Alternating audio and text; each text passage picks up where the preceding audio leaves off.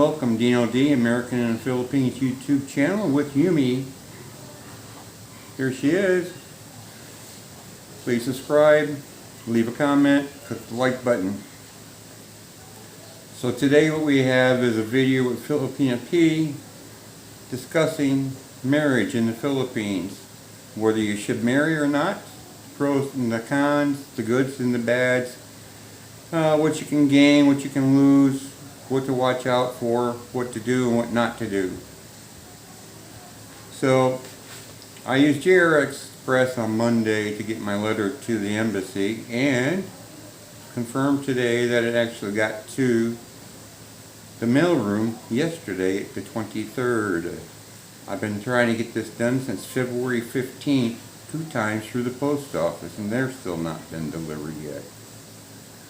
So hopefully they'll unsuspend my pension here pretty soon.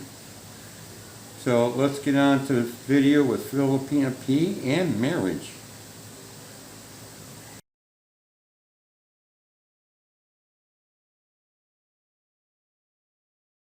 Everyone's heard the old saying that a woman marries a man with the hope that she can change him, and a man marries a woman with the hope she'll never change. Unfortunately, both parties will be disappointed, and neither ever seems to get their wish. So how do women change after the I do's become the I dids? Well, they change physically, of course. We all do. And some of that isn't our fault. It's just the natural ravages of time.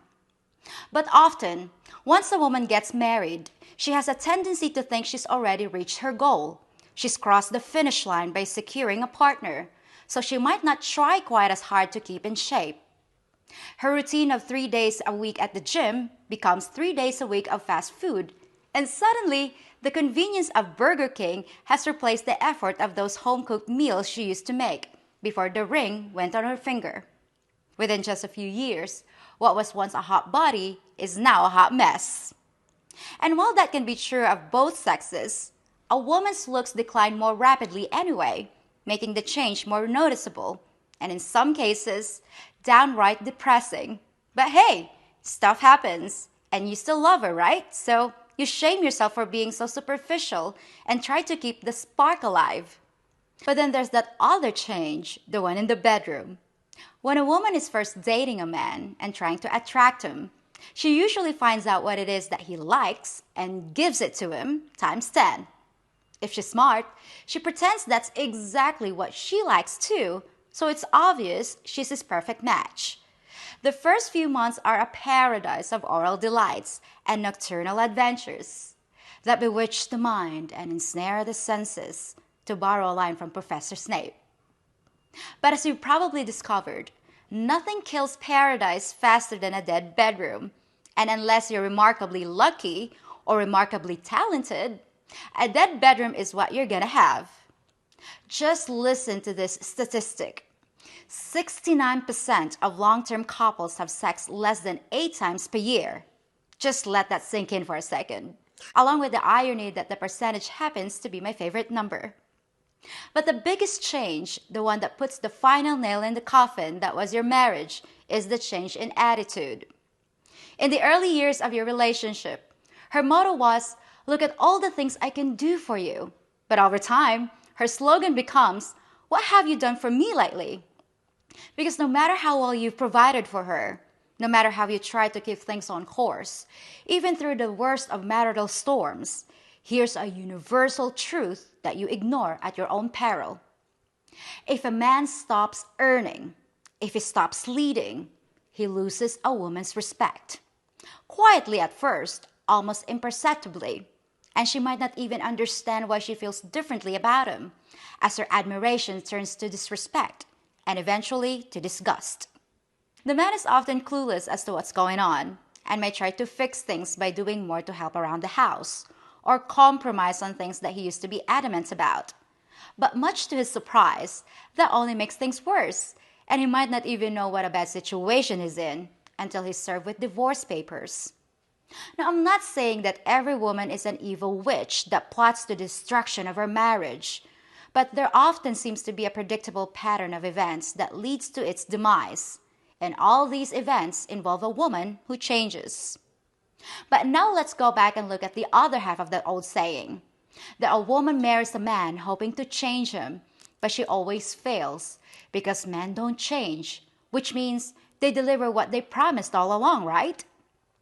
That's not to say that some of you aren't deceptive about your wealth or status and accomplishments, but it's usually just a short term con job to get a woman into bed. And it's hard to keep up the charade for long because you're either living in a nice house in a gated community or you're living in a spare room above the burrito barn. Either way, we're gonna find out eventually. But the point is, men generally don't pull a bait and switch before the wedding bells have stopped ringing. If a woman takes the time to really know a man, that's the man she's probably gonna have forever. So, having said all that, why would a man ever want to get hitched? In your country, marriage is like arming a nuclear device and burying it in your basement. It might never go off as long as both parties want to keep the peace, but the government has created a monetary incentive for your wife to push that big red button. So get ready to crawl out through the fallout. It doesn't always end in disaster, but about half the time, your marriage isn't gonna make it. If you're gonna go skydiving and they told you that half the time your parachute wasn't gonna open, would you take the jump? In order to do something so risky, there'd have to be a huge potential reward, right? So what's the actual benefit to getting married? When it's to a Western woman, there's really nothing much I can think of, except maybe a small tax advantage in certain countries. Now, that's not to denigrate your women over there. I'm not talking about their lack of quality. It's your system itself that's broken. But just in case I missed something, I researched all the possible benefits a man might enjoy. What I found was pretty much what you'd expect, like this list from marriage.com. Things like a marriage indicates a new beginning. Well, that also means it indicates an end to something else. And who knows which one would have been better in the long run. Another one was a man will have a trusted companion. Now, I don't need to state the obvious, but I will anyway. A dog fills the same role, and he'll probably end up being much more trustworthy, way more than 50% of the time, like a marriage companion will. Then we have it makes a man an asset to the community. You mean a tax-paying provider and consumer who ends up paying into the same system that royally screws him in family court? I think you guys can find a less painful way to be a productive member of society, don't you? So that's the kind of crowd I found when I looked up the benefits of a marriage for a man. Not exactly what I'd call compelling reasons. Now, a lot of you guys are already shell-shocked and convinced it's better to rent than own. I probably talk to 100 guys a month that swear they'd rather be castrated with a rusty butter knife than go through the hell of a legal marriage. And I completely understand your position. I'm not advocating it for anyone who doesn't want to. But let me offer you some reasons why marriage to a Filipina could be a whole new ball game. A game that might finally be worth playing.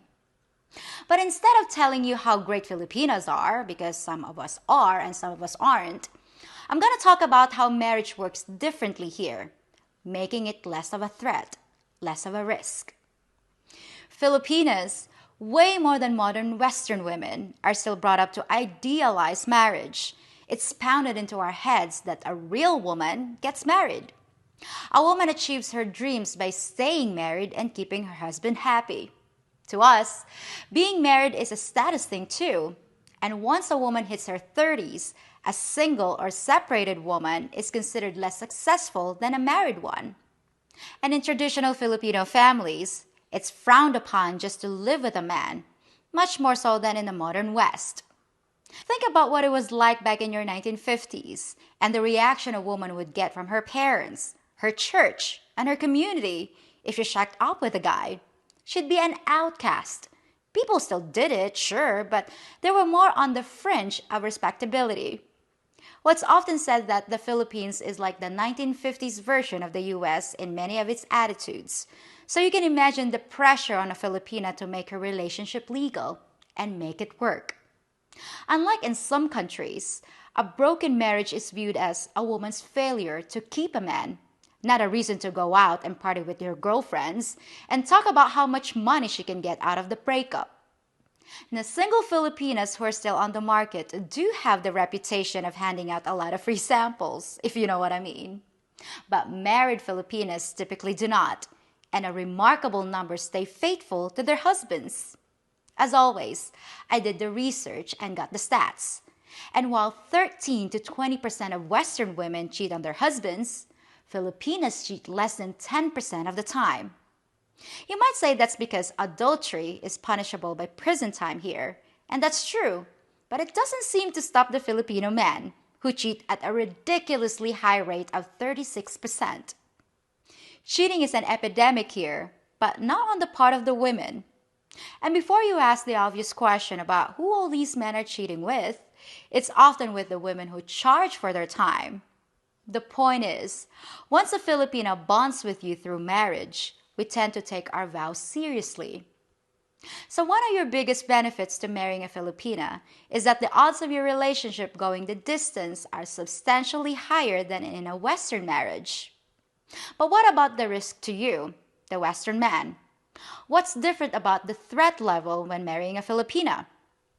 Well, as many of you know, there's no divorce here, and it's not easy to get a marriage annulled. But even if it happens, your risk of losing anything financially is minimal compared to what you face in the West. If you follow my advice and get an airtight prenup, which I just did a video about, then you're not really risking much of anything. But the real game changer that makes marriage here so much safer is that our system doesn't incentivize divorce for profit. There's no such thing as divorce rape here. And there's no big brother government that's gonna provide for a Filipina afterwards.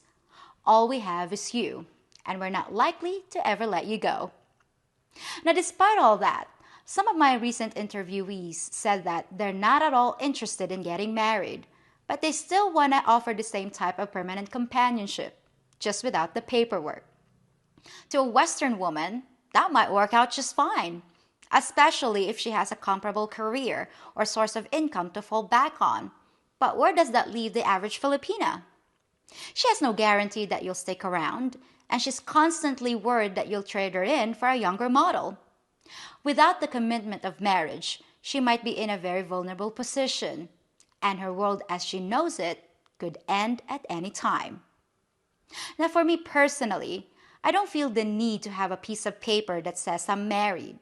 I'd be just fine staying together with someone based on trust, but my view is definitely the minority here. And I certainly don't blame a man for wanting to keep his options open. It's great to hold all the cards like that, but you run the risk of a Filipina looking elsewhere to find a more permanent situation. Some of you guys will say, fine, I'll just switch her out for another one and ride my own carousel until I get dizzy. And yes, you can do that, of course, if that's a situation you can live with. Sounds like fun. But what about after that, in your later years? If you haven't built something solid with a woman that really cares about you, what then? Who's gonna help take care of you when you need it? Your latest girlfriend in an endless string of girlfriends? Or maybe you're planning to pull the cord right before you hit the ground and find a permanent partner that'll cushion the fall. Yeah, if you're lucky, I suppose you can do that, but your end game is definitely something to think about. So, back to the original question. Is marriage no longer a viable option? Is it just limping along, dying a slow, tortured death, in need of being put out of its misery? Or are there still places where it serves a purpose and benefits both parties without incurring unnecessary risk? Well, in its current form, I'd say that getting married in the West is like playing Russian roulette. You might make it out alive if you're lucky, but why play the game at all? And it seems like every decade or so, they add another bullet to the chamber. No thanks. I'd want a new system where a marriage was renewed every few years, like a driver's license. And if either party chose to let it lapse, the marriage would be null and void, with the assets being divided according to the terms of the prenup they both agreed to sign beforehand. Easy peasy Japanesey, and no lawyers needed. Unfortunately, that's not the reality you live in. But there are still places where the deck isn't totally stacked against you, and you have more control over the outcome. Is it worth the effort? Is it worth the risk? Is it the kind of partnership that would make you happy? That, my friends, is up to you. Well, that's it for this episode, and I'll be back with my friend Jojo to give you our conclusions about the city of Baguio, its cost of living, the ease of travel, the danger of natural disasters, and the social scene. We got a lot of stuff to report, so don't miss it. Till then, folks.